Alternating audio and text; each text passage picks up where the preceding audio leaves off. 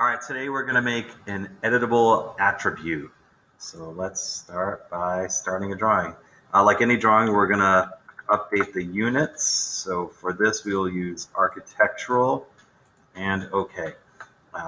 So the thing is, an editable attribute is something that we would put into a text block. And the reason why we would put it into a text block is there are lots of instances where we would need to create text that's repeatable but not the same. So let's start this command by starting ATT. All right, and that pulls this up. So we're going to make a room tag. So let's, on this tag, we will put name top. And what we'll do is we'll fill all three of these with that same thing. As you can see, the standard height is 13/64, but we want to change that to 4.5 for our drawing, and let's align it to the center. And as you can see, that pops up. Okay, so for this block, I want to have a name on the top, name on the bottom, and then let's do a room number. But obviously that says name top. Let's update that to name bottom. All right, so let's see, Control V, Control V.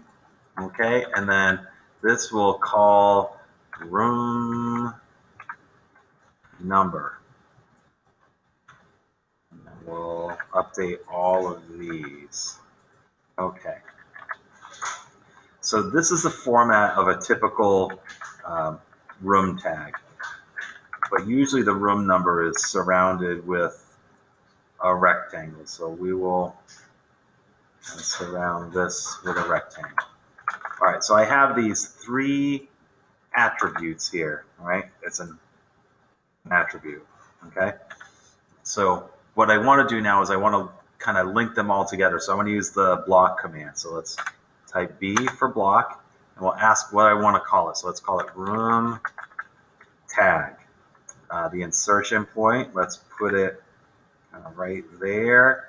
Specify the objects.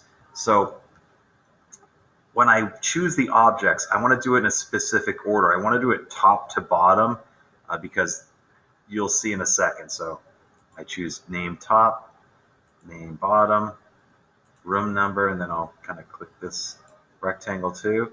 Okay, and that's all set. And this is annotated, which just means it's text based. And okay, so you could see the way I chose it: name top, name bottom, room number. That's how it shows up. So I could change this to CAD room, and our room number is 2460, and boom, you could see that, right? So the great part about this is not that this is one entity, it's that, let's say I want to do Mr. Gangemi's room. So I could do CAD shop, and his room is 2461. And I updated that, but notice this one didn't change. So that is the part of an editable attribute that we're hoping to create. So I hope that answered any questions, and that's it. All right, thank you.